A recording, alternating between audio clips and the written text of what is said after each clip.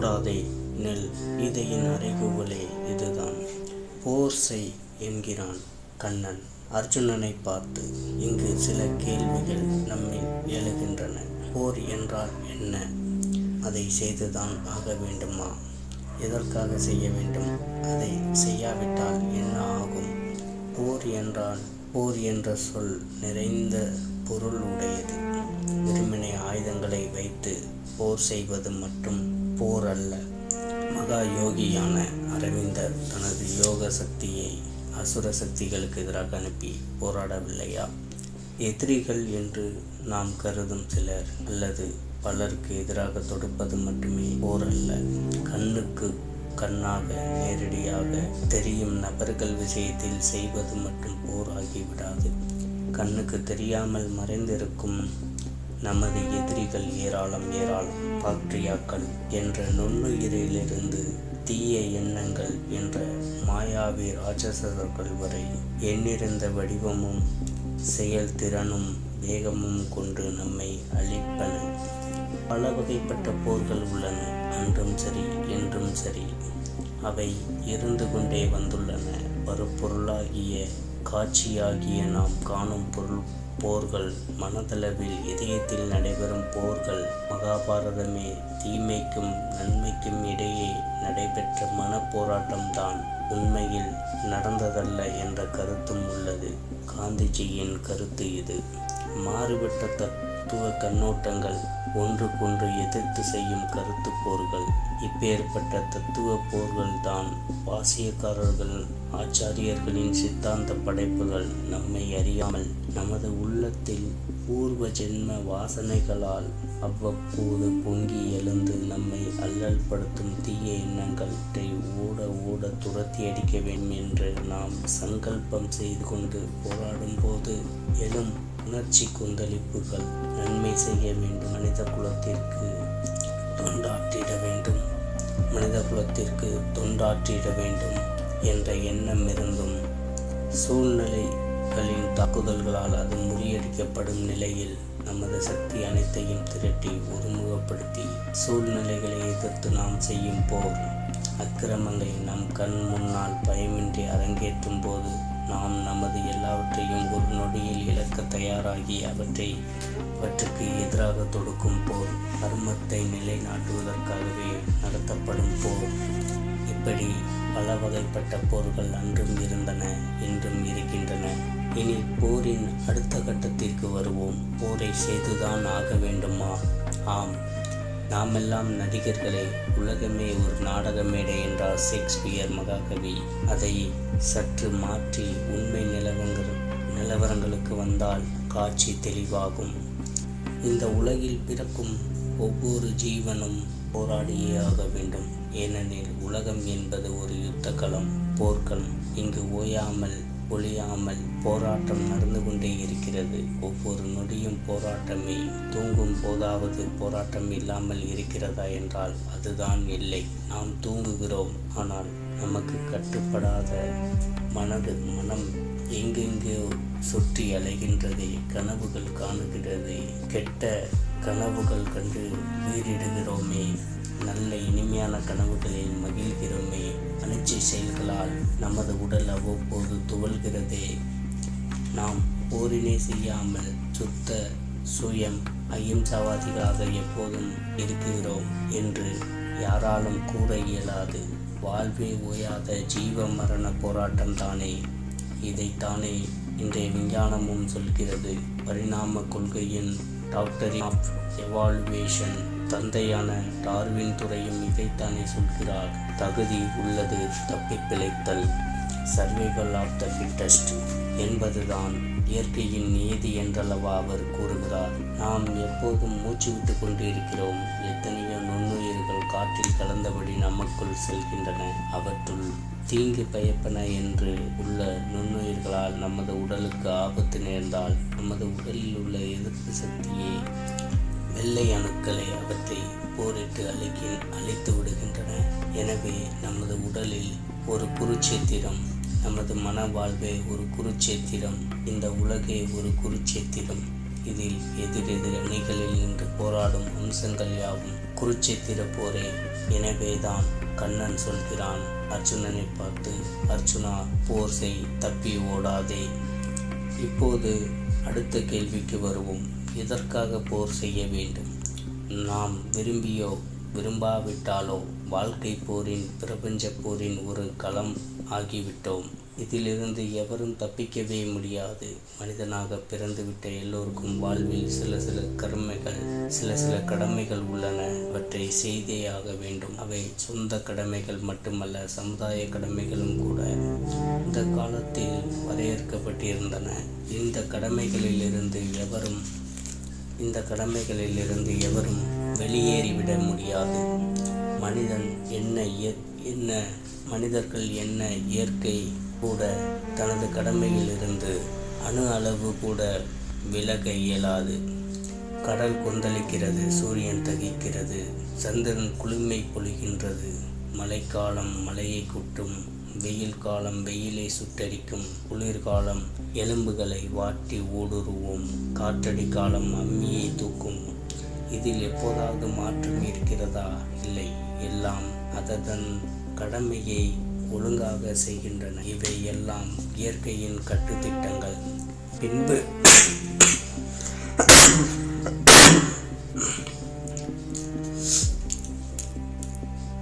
பின்பு மனிதனுக்கு மட்டும் ஏன் அவனது கடமையில் தூண்டுதல் வேண்டும்? இது நல்ல கேள்வி. இதற்கான பதில் இந்த கேள்வியிலேயே உள்ளது. மனிதன் மற்றும் புற தூண்டுதல் அவனுக்கு தனது கடமையாற்ற வேண்டியிருக்கிறது. ஏனெனில் மனிதனுக்கு மனச்சுதந்திரம் இருக்கிறது. இது மனிதனுக்கு அருளப்பட்ட மிகப்பெரிய வரமாகும். இதை வைத்து அவன் முன்னேறவும் செய்யலாம், பின்னோக்கியும் செல்லலாம். எடுத்துக்காட்டாக, ஒருவருக்கு ₹1 நோட்டு வழியில் தட்டுப்படுகிறது என கொள்வோம். அதை வைத்துக்கொண்டு என்ன வேண்டுமானாலும் செய்யலாம். அதை வைத்துக்கொண்டு அவர் ஒரு புத்தகம் வாங்கலாம், காப்பி குடிக்கலாம், சினிமாவுக்கு போகலாம், கோயில் உண்டியலில் உணவு விடுதிக்கு சென்று வயிறார உண்ணலாம், இப்படி என்னவோ காரியம் செய்யலாம். இவன் இப்படி தனது கண்முன்னில் நூற்றுக்கணக்கான விருப்பங்களில் நியாய தர்மமானதை, எது அவசியம் செய்தாக வேண்டுமோ, எது செய்தால் அக்கடமை அவன் மனதை, இதயத்தை மகிழ்விக்குமோ அதை செய்தாக வேண்டும். இங்கேதான் குழப்பம் வருகிறது. மெத்த படித்தவர்க்கு கூட, அர்ஜுனன் போன்று கண்ணனுக்கு எப்போதும் பழகும் வாய்ப்பு உள்ள மகாவீரனுக்கு கூட குழப்பம் வருகிறது, மயக்கம் வருகிறது. இதை தீர்ப்பதற்கு ஒரு அறிவார்ந்த தூண்டுதல் தேவைப்படுகிறது. அர்ஜுனன் விஷயத்தில் அது கண்ணனாக அமைந்தது. எனவே சரியான பாதை எது என்பதை காட்டிடும் அறிவு ஜீவியாக, ஒரு ஆபத்து காலத்தில் ஓடி வந்து உதவும் நண்பனாக இங்கு கீதாச்சாரியன் காட்சியளிக்கிறான். அவனுக்கு மட்டுமல்லாமல் நாம் அனைவருக்குமே. தர்மத்தை நிலைநாட்டிட போர் செய்து தான் ஆக வேண்டும்.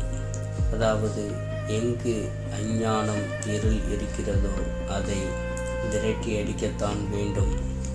எங்கு மூட நம்பிக்கைகள் இருக்கின்றனவோ அங்கு அறிவொளியை பாய்ச்சத்தான் வேண்டும். எங்கு அராஜகமும் அக்கிரமமும் கைகோர்த்து பலமே உரிமை, மைட்டி இஸ் ரைட் என்று அட்டகாசம் செய்கின்றனவோ இங்கே அவற்றின் தலையில் சமட்டி அடிக்கத்தான் வேண்டும்.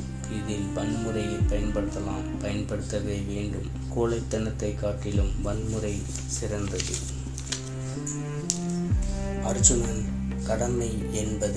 அர்ஜுனனின் கடமை என்பது அவன் ஒரு சத்திரியன். அறத்திற்கு ஆபத்து வரும் போதெல்லாம் அதை காப்பாற்ற அவனது உயிரையும் தியாகம் செய்து அதை காப்பாற்ற வேண்டும். அது அவனது குலக்கடமை, சொந்த கடமை. அவனை பெற்றெடுக்கும் பூமிக்கும் வாழும் வாழ்க்கை முறைக்கும் அவன் செலுத்தும் கடமை. அதுதான் கண்ணபிரான் அர்ஜுனனை போர் செய் என்று அறைகோவல் விடுகிறான். ஆமாம், தர்ம நியாயமான காரணங்களுக்காக அறத்தை நிலைநாட்டவும், மரத்தை ஒழித்து கட்டவும் ஆயுதம் ஏந்துவது பாவம் அல்ல. அது ஒருவருடைய ஒரு சத்திரருடைய கடமை, ஒரு நியாயவானின் உள்ளார்ந்த கடமை. இக்கருத்து ஒரு புரட்சிகரமான கருத்து. உலக வரலாற்றின் பக்கங்களை புரட்டி பார்த்தால் இது பல்வேறு காலங்களில் பல வகையான எதிரொலிப்பதை பார்க்கலாம். ஜிகாத் என்ற திருநாமம்க்கு சூட்டி இஸ்லாம் இக்கருத்தை ஆதரிக்கிறது. உலகின் மனச்சாட்சியை உலுக்கிய கண்ணீர் காவியம் அங்கிள் டாம் கேபின் டாம் மாமா குடிசை.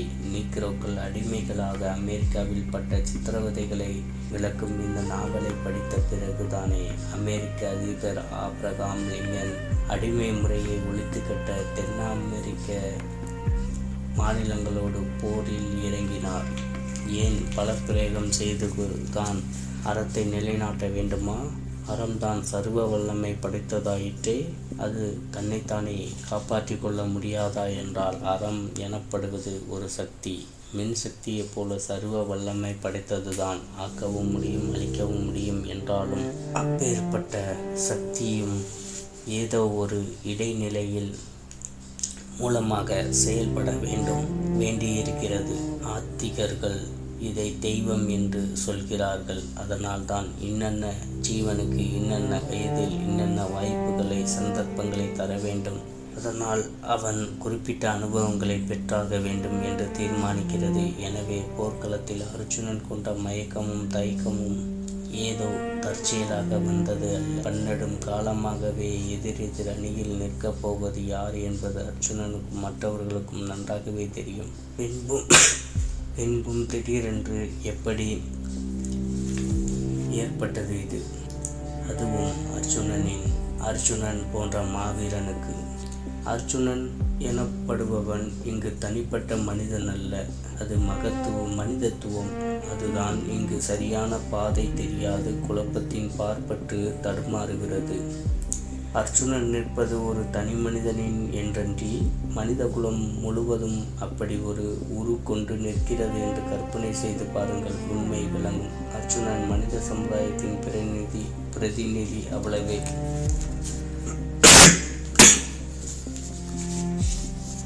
இனி அடுத்து ஒரு பிரச்சனை எழுகிறது. போர் செய் என்றானே கண்ணன், அந்த போரை செய்யாமல் விடுத்தால் என்ன நடக்கும்? எனக்கு உலக போகங்கள் எதுவுமே உற்றார் உறவினர்கள், நண்பர்கள், ஆச்சாரியர்களை பலி கொடுத்து வேண்டவே வேண்டாம், அவர்கள் என்னை கொல்லட்டுமே என்று அர்ஜுனன் கூறுகின்றானே. அப்படி செய்தாலும் நல்லதுதானே? ஏன் வீணாக போரிட்டு மடிய வேண்டும்? எவ்வளவு நாட்களுக்கு இந்த உலக சுகங்களையும் அனுபவங்களையும் அனுபவிக்கப் போகிறோம்? கனப்பொழுதில் தோன்றி உடையும் நீர்க்குண்டியை உற்ற இந்த உலக வாழ்க்கையில் ஓசையும் ஆரவாரமும் மிக நிறைந்த இந்த அரைநொடி கூத்தில் இவ்வளவு பாவ மூட்டையை சுமக்கத்தான் வேண்டுமா? இந்த கேள்விக்கு கண்ணனே பதில் கூறுகிறான். நீ ஒரு சத்திரியன், உன் கையில் இருக்கும் அம்புகளையும் வில்லும் எதற்காக? அலங்காரத்திற்காகவா? நிச்சயமாக இல்லை. தர்மத்தை காப்பாற்றவே நீ வில்லேந்தி இருக்கிறாய். அது உன் கடமை, குலக்கடமை மட்டுமின்றி சொந்த கடமையும் கூட. தர்மத்திற்காக இந்த போரில் நீ ஈடுபடாவிடில் நீ உன் கடமையிலிருந்து தவறியவன் ஆகிறாய். இதனால் உனக்கு மாபெரும் வீரன் என்று இருக்கும் புகழை இழப்பாய். அது மட்டுமா, பாவத்தையும் அடைவாய். ஒருவேளை அர்ஜுனன் தனது மயக்க நிலையிலிருந்து மேலும் நிலை கொண்டு அதை விட்டு வெளியே வர முடியாதவனாக, எனக்கு புகழ்தானே போகிறது, போகட்டும், பாவம் தானே வருகிறது, வரட்டும், அனுபவித்து தீர்க்கிறேன் என்று படுகொலைகளை செய்து ராஜபோகம் அனுபவிப்பதை விட அது எவ்வளவோ மேல் என்று சொல்லிவிட்டார். எனவே கண்ணன் அடுத்த சூழ்நிலையை அர்ஜுனனுக்கு சுட்டி காட்டுகிறார். அர்ஜுனா, இப்படி பின்வாங்கினால் மக்கள் எப்போதும் உன்னை இகழ்ந்து தூற்றுவார்கள்.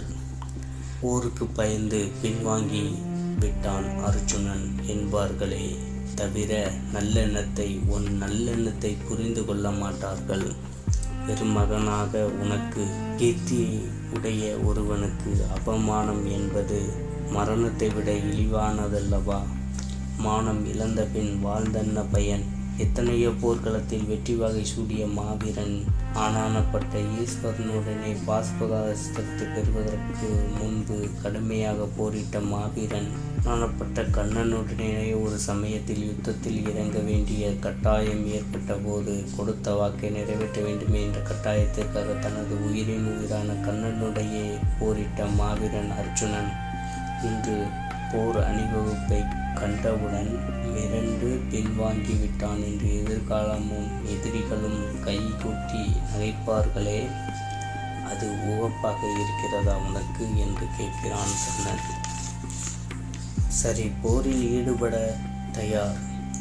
ஆனால் தோல்வி வந்தால் எப்போதும் வெற்றி கிடைத்துதான் ஆக வேண்டும் என்ற கட்டாயம் இல்லையே என்ற அடுத்த கேள்வி அர்ஜுனன் இதயத்தில் ஓடுகிறது. மேலும் அதை யூகிப்பவன் போல கண்ணன் மேலும் விளக்குகிறான். அர்ஜுனா, சுக துக்கங்களை லாப நஷ்டங்களையும் வெற்றி தோல்விகளையும் சமமாக கொண்டு போருக்கு தயாராக இரு. இப்படி இருந்தால் பாவத்தை அடைய மாட்டாய். ஒரு தனி மனிதன் வாழ்வை எப்படி நோக்க வேண்டும், எப்படி வாழ வேண்டும் என்பதை கண்ணன் இங்கு விளக்குகிறான். வாழ்க்கை எனப்படுவது ஒரு போர் மட்டுமல்ல, அது ஒரு விளையாட்டும் கூட. அதை ஒரு விளையாட்டு என்ற ரீதியில் அதை பார்த்தால் எல்லாமே வெற்றி தோல்வி இரண்டுமே சமமாக தெரியும்.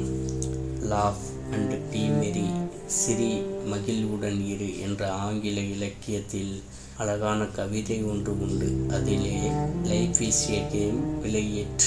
வாழ்க்கை எனப்படுவது ஒரு விளையாட்டு, அதை விளையாடி மகிழுங்கள் என்கிறான் கவிஞன். ஆயிரக்கணக்கான ஆண்டுகளுக்கு முன்பு கண்ணன் மனித குலத்திற்கு உபதேசித்ததை இந்த கவிதை பிரதிபலிக்கிறது. விளையாட்டு மைதானத்தில் என்ன நடக்கிறது? இரண்டு அணியினர்களும் விளையாடுகிறார்கள்.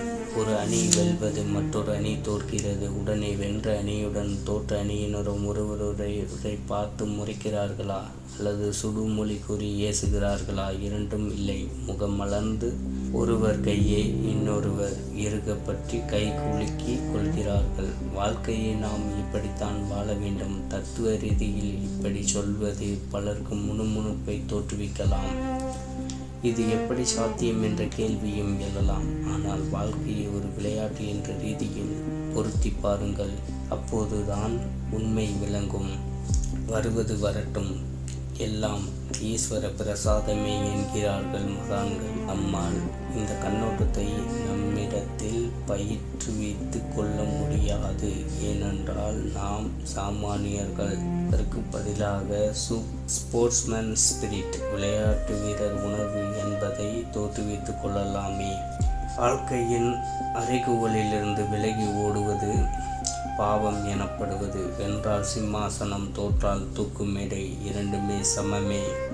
வென்றாலும் புகழ், தோற்றாலும் புகழ். வாழ்க்கை என்ற ஓட்டப்பந்தயத்தில் நாம் வென்றோமோ தோற்றோமோ என்பது பிரச்சனை அல்ல. நாம் கலந்து கொண்டோமா இல்லையா என்பதுதான் முக்கியம். அதுதான் விளையாட்டு உணர்வு. சர்வதேச ஒலிம்பிக் பந்தயங்களில் இது முக்கியமான அழுத்தி கூறப்படுகிறது. இன்றளவும் இதுவே நிலைமை. வென்றால் சரி. அடுத்ததாக தோல்வி கிடைத்தால் எப்போதும் முயற்சியை கைவிடலாகாது. எப்போதும் விளையாட்டு வீரர்கள் ஒருவரை ஒருவர் எப்படி வாழ்த்தி கொள்கிறார்கள். Better luck next time. அடுத்த வாய்ப்பிலே அதிர்ஷ்டம் அடிக்கட்டும் என்றுதானே கூறிக்கொள்கிறார்கள். எனவே கண்ணன் அர்ஜுனனுக்கு மேன்மையான தனது குலக்கடமை, சொந்த கடமை, அதை நழுவவிட்டால் ஏற்படும் விளைவுகள் ஆகியவற்றை சுட்டி காட்டுகிறான். கடமையில் உயர்வும் இல்லை, தாழ்வும் இல்லை. ஒரு சாம்ராஜ்யத்தை நிர்வகிக்கும் சக்கரவர்த்தி ஆனாலும் சரி, ஒரு சாதாரண கசாய் கடை தொழிலாளி ஆனாலும் சரி, அவரவர் கடமை அவரவருக்கு. இதை ஒழுங்காக செய்தாலே சமூகம் உராய்வின்றி வாழும்.